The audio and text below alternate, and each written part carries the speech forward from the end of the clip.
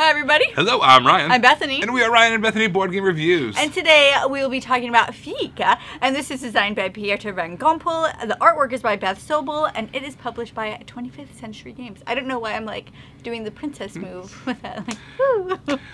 I hear about other countries and other societies and other cultures, and I think sometimes we do it wrong. We're so busy and we're so hustle and bustly, right?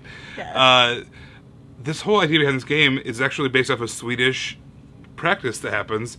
It's basically essentially a coffee break. You have a coffee break in the middle of the day, but it's more than that. It's like an intentional break. Time to slow down, chat with some friends, have a nice cup of coffee, and you grab a pastry or whatever the case is. And I love that. Yeah. And it specifically says a good pastry. Right. You can't do a bad pastry. It has to be good. So that's what this game is all about. You are taking this coffee break. You are trying to, well, you're not. You are trying to attract. You're the shop owner. You're trying to attract customers to come to your shop for their Fika, so they can have a coffee at your particular restaurant. All right. So yeah, it's a two-player only game. I'll give you a quick overview of how to play.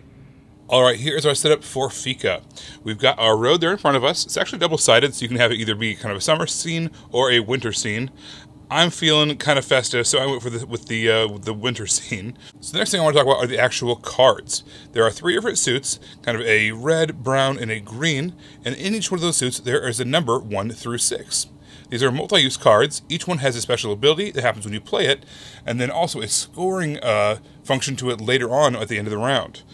All right, so for instance, we've got our number 1 here. Number 1 says you can swap any one card from any cafe with the general supply. Over here we have the general supply. Here's some extra cards that we're going to be able to use to kind of swap out and make the perfect ideal hand. Then also we're going to be laying out these cards kind of in a row here along the street. This particular one says if we're able to get a pair of cards next to each other, it's worth 5 points at the end of the game. Or the end of the round. Alright, then number 2, this one says, swap one card from your cafe with the card opposite in your opponent's cafe. So, across our road here, we're going to be placing our cards on this side, our opponents are going to be placing their cards on the other side. So this is going to be able to basically, when you play that number 2 card, it kind of allows you to steal a card from your opponent and giving them a different card. Its scoring parameter says if you have a 1 on one end and a 6 on the other end, at the end of the round, it's worth 6 points. Alright, so number 3 says, swap one card from your hand with any group. Alright, so the groups are over here. Basically, these are going to be customers that are essentially roaming around, and they're going to be stopping on one of these 5 cards. If it stops facing your direction, what I mean by that is, there's a 3 and there's a 2. So if the 2 is facing you, whatever your scoring parameter is on that particular spot, if you've met that objective, your points are going to be doubled. However, if the other person, the 3 is facing them, if they've hit their scoring objective on that particular card, their points are going to be tripled. So having those groups kind of roaming around, using that number 3 card, is basically going to allow you to kind of pick out where you want those groups to be and what way you want them facing. And then furthermore, if a group is in front of this 3, you're going to get 7 points at the end of the round. The 4 says, swap 1 or 2 other cards in your cafe with 1 or 2 other cards in your hand. Basically meaning you can kind of rearrange things, make sure you get things in the right order. Especially after maybe some other players have messed with your hand. Alright, so the scoring parameter is, if you can get 3 cards of the same suit next to each other, it's going to be worth 7 points. Alright, our 5 says, move one group. You may change which direction it faces. So this is going to be how you're going to get your groups out and about. You can kind of make sure the 3 is pointing you, so you can get the most amount of points. This has to do with numbers, the scoring parameter. If you have a number, and then, basically a run of cards, so like a 3, 4, 5, something like that. If you're able to get that in a row, it's going to be worth 8 points. Alright, and then the 6 is a little bit weird. This one says, swap the position of up to 2 cards within any one cafe. So you can mess up your opponent's order, or you can kind of fix your own order. And this one says, the scoring parameter is, if you have 4 cards of the exact same suit anywhere in your side of the cafe, you're to get 9 points, which is huge. However, this also has kind of a special ability here that says, when this 6 is opposite of 1, the 6 becomes your choice of a 2 through 5. So, if the cafe opposite yours has a 1 opposite your 6, you have to choose a different value from it from 2 to 5. So that's kind of an interesting way to manipulate the numbers on your board.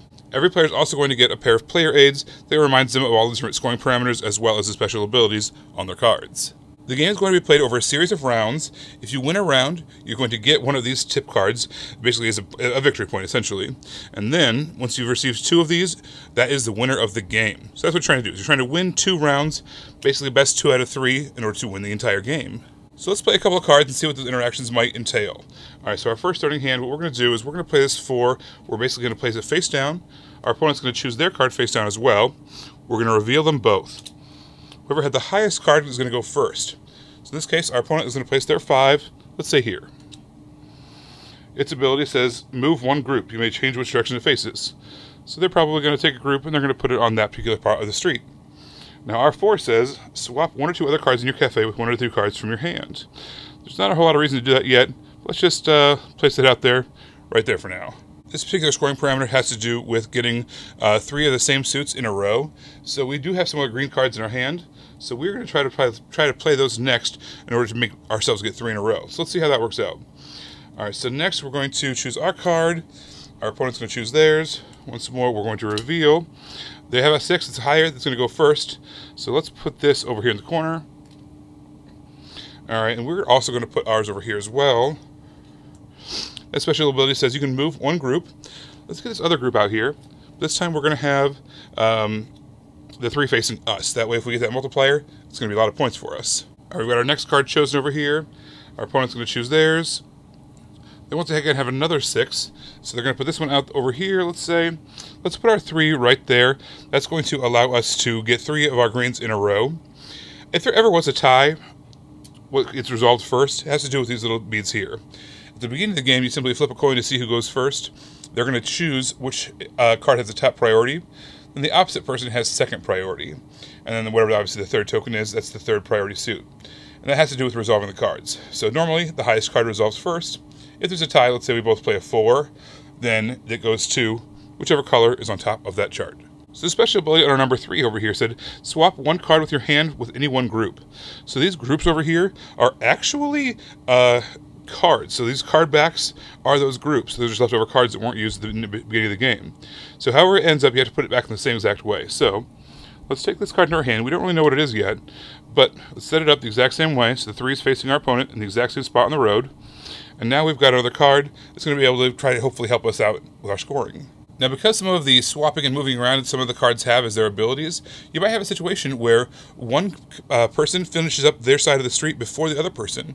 If that ever happens, the other player who does not have their street filled out yet, they give up to 2 turns to finish off putting some cards in their places. So then once both players have played all their cards that they're allowed to play, we're going to go from left to right, we're going to go through all the cards and see if we've met any of their victory conditions. So for instance, this one says, if this has a group right across from it, you'd score 7 points. We did not make that happen, so this is not going to score any points. This one says, if we have 3 cards in the same suit in a row, we'll score 7 points. We did make that happen, so we will score those 7 points.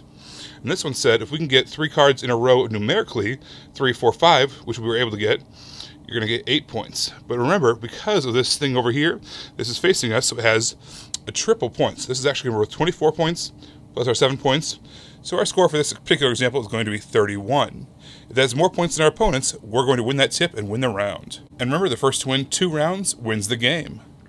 Ryan and I play a lot of our games 2-player, so I really like games that are geared for 2 players. I like 2-player card games, and I felt like this did it. It did that 2-player thing, and it worked, and I wanted to play it.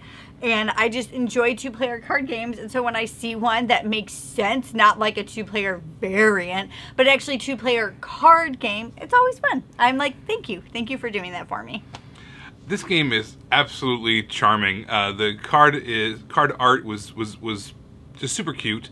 It's got that Beth Sobel art. The numbers were all the math and all the kind of the behind the scenes stuff. The game design was very, very subtle.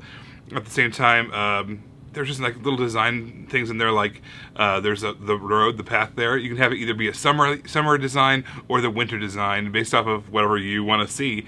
Like right now it's super, super hot. So I put down the winter scene because it cooled me off mentally. Oh my gosh. It's like stupid hot right now. Oh, I'm sorry. I'm not saying stupid anymore because my daughter said she doesn't like it when I say it. So it's like silly hot right now. It was like 117 today with a heat index. Was that what you said? Yeah, something like that. Hot. So yeah, the nice winter scene really cooled things down for me. Yeah, just a super charming package. Love this game. I like that there's 3 rounds because weird things can just happen and you can totally just be screwed out of any points or any meaningful points in a round just by how interactive it is. But that works out for multiple reasons. One, there's a 3 rounds, so if you do really bad in one round, there's other things you can do. 2, the gameplay is just super quick. You only get to play those cards and they interact, and you do that and you interact with these cards and you move the people around and then it's over. So it's not like it's staying forever. So even if things don't happen the way that you want them to, or even if you thought you were going to score points but then you don't score points, it's really quick and it doesn't overstay its welcome. And so it's nice that it does those 2 things. It's quick, but it has the 3 rounds just in case Ryan is really mean to you and you don't get to score all the awesome points that you thought you were going to score. Yeah, this game is deceptively deep. The veneer, we already talked about it, is very cute. It's very kind of relaxed. But at the same time, there's some really subtle interactions that you want to keep an eye out for, because you can really make some moves that are going to change the point values for yourself and for your opponent. So kind of watching that all unfold and using all the card abilities to the best, to the advantage, can be really, really fun and really challenging. Making sure those, those guests are pointing the right way, so they're, you get triple points versus them, they're double points, or simply moving on to a place where it's scoring for you as opposed to not scoring for you. And same thing, making sure it gets your opponent's score points are doubled on a 0 as opposed to a double on an 8 or something like that. So there's a lot of these little subtle decisions that are smooth and they're easy, but they also have a big impact on the points. So I liked how you could be relaxed in this game, but at the same time be thinking about how to make the best moves. Yeah, it was kind of, the point system was really weird for me. I think it worked. But it just was odd for me. Like, this will get 4, this will get 5, this will get 6, this will get 9, this could be doubled, this could be tripled, and then you're just going to add it together. I'm like, what? Like, there is just, for such a simple little card game, there was a lot of math involved. Like, a lot of math involved. Yeah, it has such fun components. This is a sweet game. I managed to make an interesting game out of just such small components, Yeah. It's very travel friendly. It's a very small box. It fits into a pocket or a purse or whatever. So yeah, this is a game that we can take to one of our coffee dates, and it'll be both thematically on point, and also we'll be able to enjoy a nice game over the table. While we're eating good pastries. That's right. They have to be good. Everybody, thank you so much for watching. Don't forget to subscribe so you can see our videos as they come out. Until then, you can find us in all of these places. You guys, thanks for watching, and we'll see you next time. Bye. You guys, thanks so much for watching. This game was provided to us by a publisher in exchange for a fair and honest review. And if you want to see more stuff, check out over here to see something we think you might like. And over here, we think that YouTube has picked out a great video for you you're going to love. Thanks, guys. We'll see you next time. Bye.